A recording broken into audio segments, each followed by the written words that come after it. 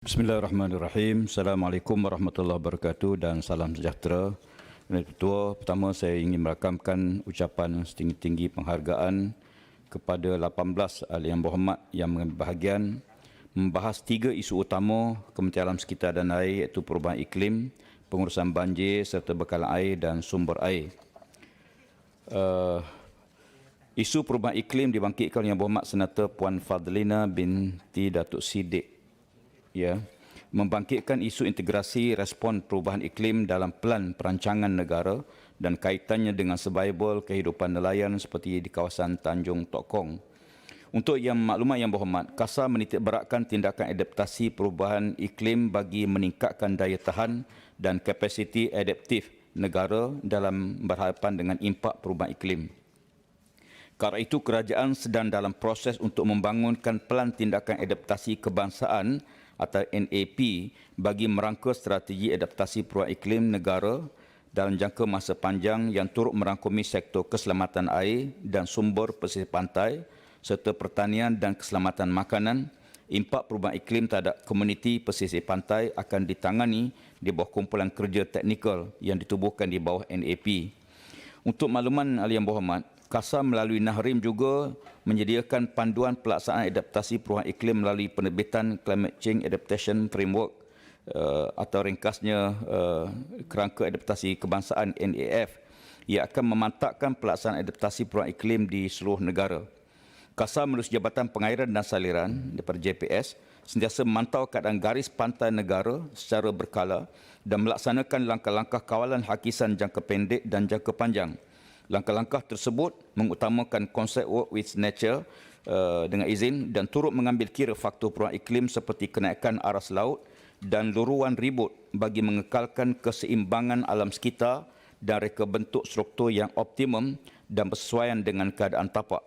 Suka saya maklumkan bahawa berdasarkan rekod yang ada pada kita bahawa senario peningkatan parah air laut menjelang tahun 2100 ialah 0.67 meter hingga 0.71 meter di Semenanjung, manakala 0.71 meter hingga 0.74 meter bagi Sabah dan 10.9 bagi Sarawak.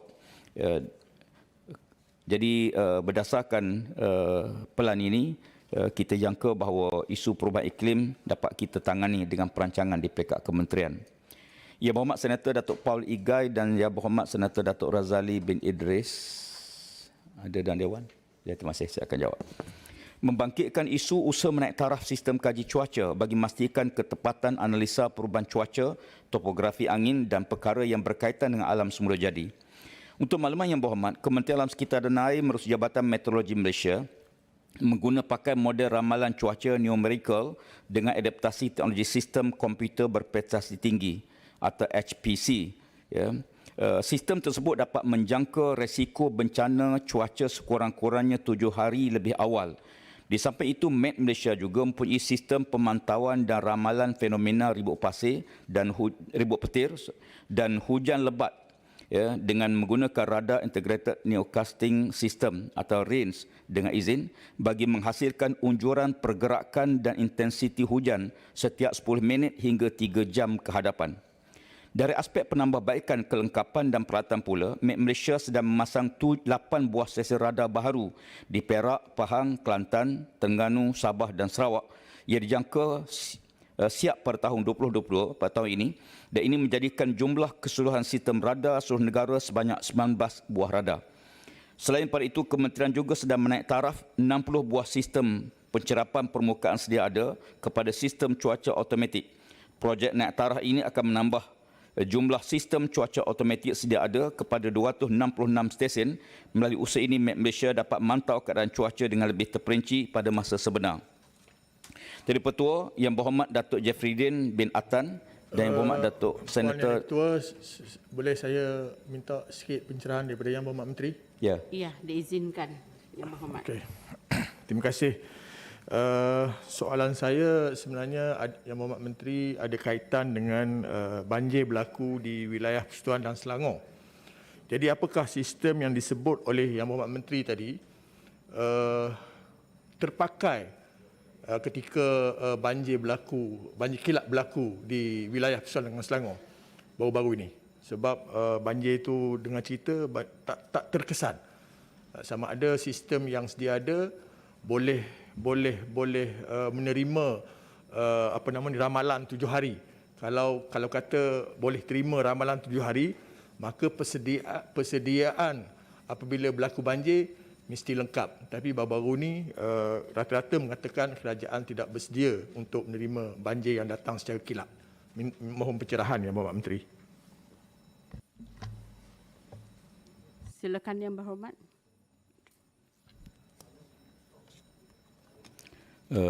Tuan Ketua, isu yang banjir yang berlaku baru-baru ini ialah kita di segi ramalan, kita telah pun mengeluarkan ramalan awal akan berlaku ribut petir dan hujan lebat.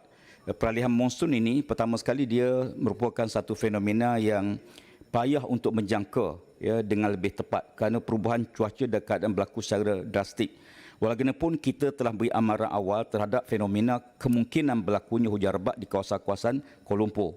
Isu yang berlaku baru ini ada dua faktor besar. Yang pertama sekali, kita ada terowong semat yang sebenarnya baru ini kita buka sampai level 3 ya, dan mampu menampung. Walaupun oleh kerana terowong semat ini hanya menampung air daripada sungai di sebelah Ampang, tapi hujan yang lebat yang berlaku baru ini ialah di kawasan Sungai Batu dan sebagainya. Ada dua isu, satu takungan kita dalam proses untuk menyiapkan dan yang kedua ialah lincongan air daripada Sungai Batu. Itu di antara isu yang berlaku baru-baru ini.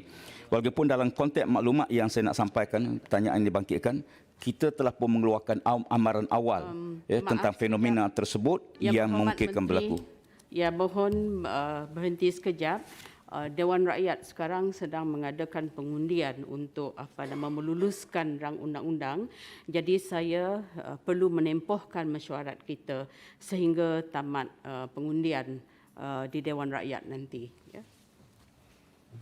Pertama saya ucap terima kasih kepada Tuan Itu yang akan berizin untuk saya ke Dewan Rakyat bagi menyempurnakan pengundian dan alhamdulillah telah pun selesai. Saya menyambung jawapan Yang Berhormat Senator Datuk Jeffrey Din bin Atan dan Yang Berhormat Senator Datuk Muhammad Ridwan bin Muhammad Ali membangkitkan isu kerjasama antara kementerian dan agensi dalam pembangunan sistem amaran bencana yang lebih tepat dan bersasar. Untuk makluman Yang Berhormat, MAC Malaysia bekerjasama dengan agensi-agensi kerajaan, institusi pengajian tinggi dan pihak swasta seperti Kementerian Kesihatan Malaysia, Agensi Pembangunan Bencana Negara atau NADMA, Dewan Bandaraya Kuala Lumpur, Smart Selangor dan Universiti Teknologi Malaysia dalam membangunkan sistem amaran bencana yang lebih baik di negara kita. Output model ramalan cuaca yang dikeluarkan oleh MAC Malaysia dijadikan input utama bagi model ramalan banjir seperti program Ramalan dan Amaran Banjir Negara (PRAB) dan JPS serta pengurusan cerun dan tanah runtuh oleh Jabatan Kerja Raya. MAC Malaysia juga mengadakan perbincangan bersama dengan Kementerian Komunikasi dan Multimedia untuk menggunakan pakai perkhidmatan mesej ringkas atau SMS based location. Hal ini membolehkan penyampaian maklumat ramalan dan amaran cuaca terkini kepada kumpulan sasar yang lebih cepat dan berkesan. Yang Berhormat Datuk Jeffrey Din bin Atan dan Yang Berhormat Senator Datuk Wira Osman bin Aziz membangkitkan isu kerjasama dengan negara-negara lain dalam pembangunan sistem amaran bencana yang lebih berkesan. Untuk makluman Yang Berhormat, MAC Malaysia turut menjalinkan kerjasama dengan agensi-agensi meteorologi antarabangsa yang menjadi ahli kepada Pertubuhan Meteorologi Sedunia atau WMO untuk tujuan perkongsian data dan kepakaran. Salah satu kerjasama strategik yang dilaksanakan adalah penglibatan agensi-agensi pengurusan bencana di negara kita, MAC Malaysia, JPS, agensi NADMA, NAHRIM dan WCSFP ataupun Weather and Climate Science for Service Partnership dan United Kingdom Met Office atau UMKO bagi peningkatan sistem pengurusan bencana di Malaysia. Melalui kerjasama tersebut, projek ramalan berasaskan impak telah pun dibangunkan untuk tujuan penambahbaikan sistem ramalan global dan serantau serta meningkatkan pemahaman tentang cuaca berimpak tinggi seperti kejadian hujan lebat dan taufan tropika di Asia Tenggara, khususnya negara kita Malaysia.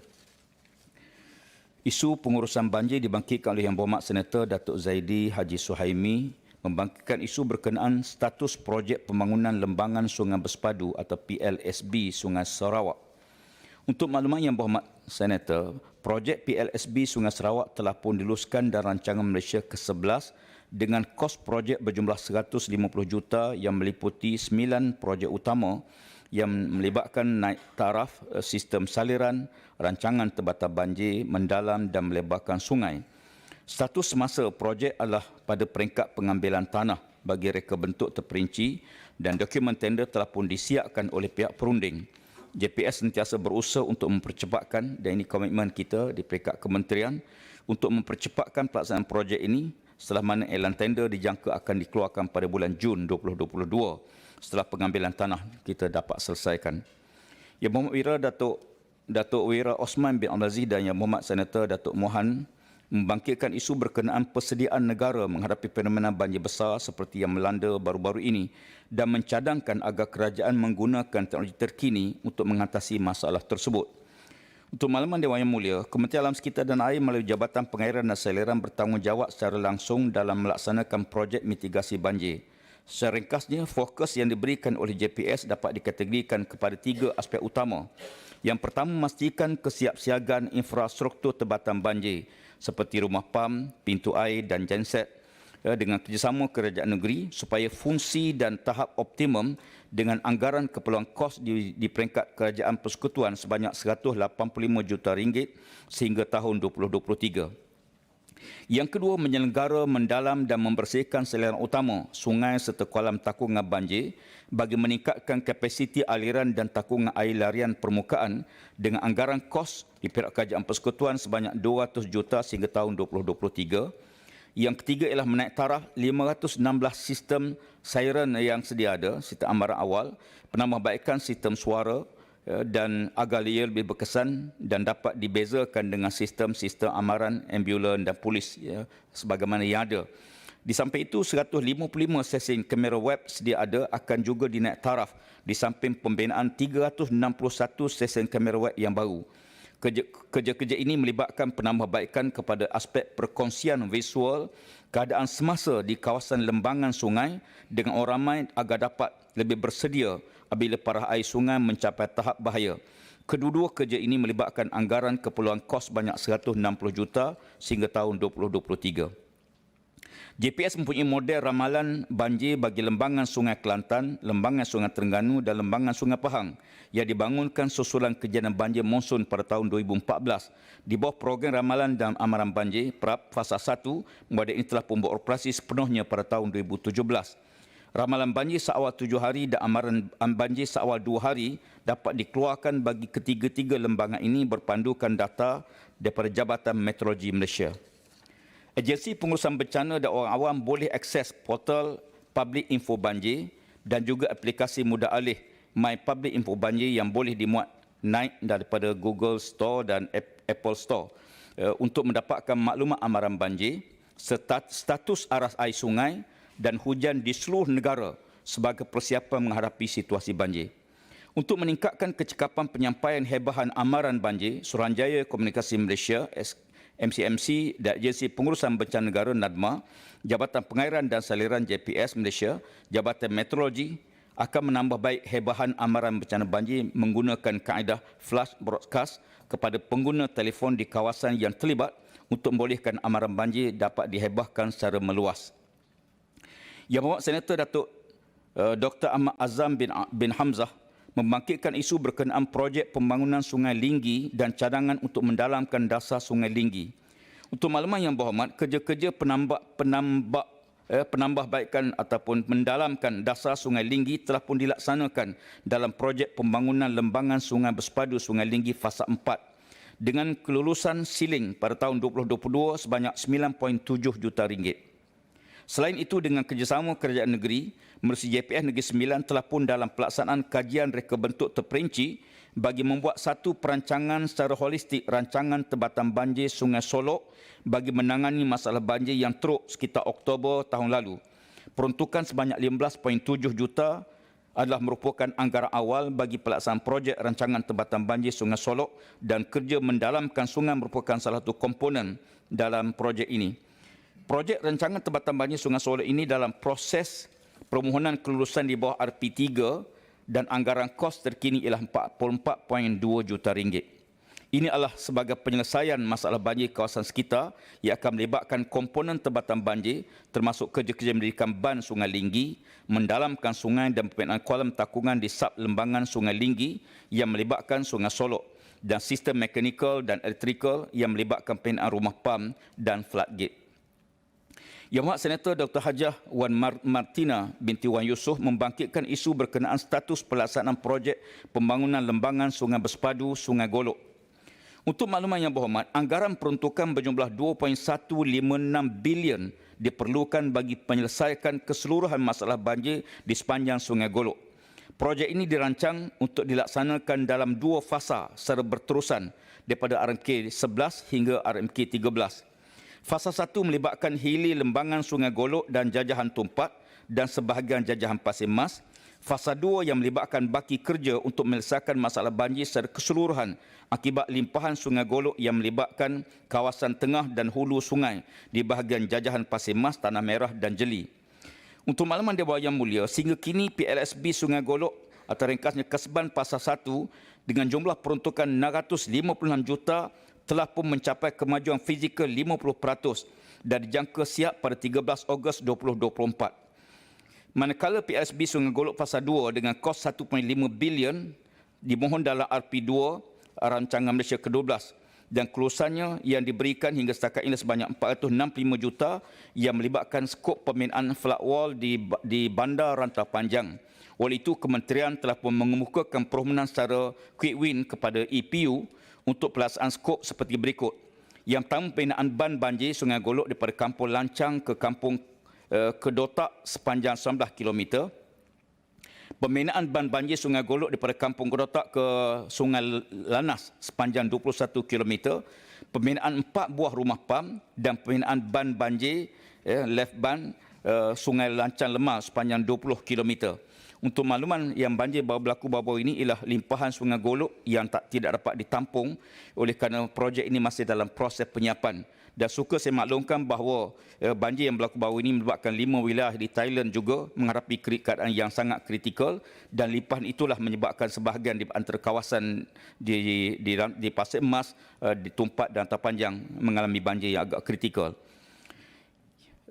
Dan suka saya maklumkan bahawa saya bersama dengan Perdana Menteri turun dan lawatan ke Pasir Mas dan Perdana Menteri telah mengumumkan untuk menyegerakan 1.3 bilion bagi menyiapkan seluruh projek ini. Dan insya-Allah dengan siapnya projek ini kita yakin bahawa isu banjir di kawasan Rantau Panjang, Pasir Mas dan Tumpat dapat kita atasi insya-Allah.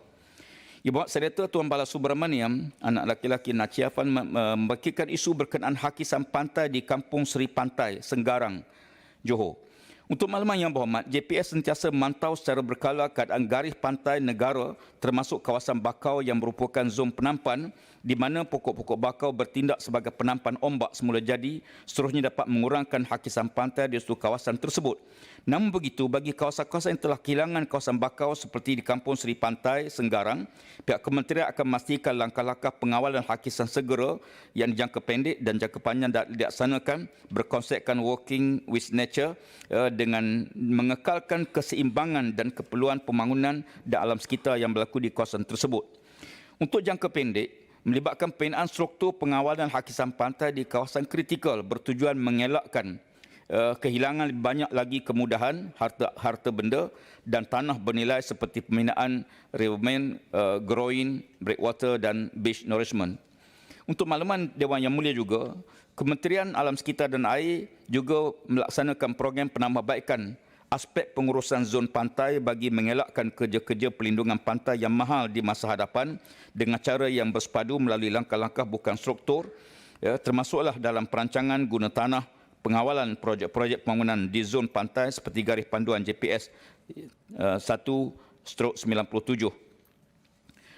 Tuan, isu bekalan air dan pembentungan dibangkitkan Yang Berhormat Senator Tuan Suruandi bin Saad membangkitkan keperluan penggantian paip lama di seluruh negeri Perlis. Untuk makluman Dewan Yang Mulia dan juga Yang Berhormat, Kementerian memandang serius isu penggantian paip lama yang berkaitan rapat dengan usaha menurunkan NRW yang tinggi di negeri Perlis. Untuk makluman Dewan Yang Mulia, Perlis ialah antara yang tertinggi 63.3%. Ya, tanggungjawab untuk mengurangkan kadar air tidak berhasil atau NRW adalah tanggungjawab operator bekal air negeri. Namun memandangkan operator bekal air tidak mempunyai kemampuan keuangan untuk melaksanakan projek NRW secara holistik, kerajaan telah pun melakukan intervensi melalui program pengurangan NRW kebangsaan RMK 11 disambung ke RMK 12 sebanyak 1.9 bilion ringgit berdasarkan program yang telah dilaksanakan dan dirancang. Oleh demikian, bagi memastikan Yang berhormat, saya terpaksa menyampuk pada masa ini sebab kita kesuntukan masa. Okey. Masih ada banyak lagi kementerian yang belum memberi jawapan. Jadi Baik. saya perlu memberhentikan yang berhormat Terima kasih. membuat jawapan pada hari ini, dan jika boleh berikanlah jawapan yang bertulis InsyaAllah. kepada ahli-ahli senator yang ada bertanyakan soalan. Terima kasih Yang Berhormat. berkaitan Saya pun dengan ada kementerian. satu soalan saja dan soalan ini saya akan jawab secara bertulis. Ada satu muka yang melibatkan peruntukan-peruntukan, saya akan jawab secara bertulis. Terima kasih. Terima kasih dan setinggi penghargaan kepada Menteri Alam Sekitar dan Air Yang Berhormat Datuk Seri Tuan Ibrahim bin Tuan Man.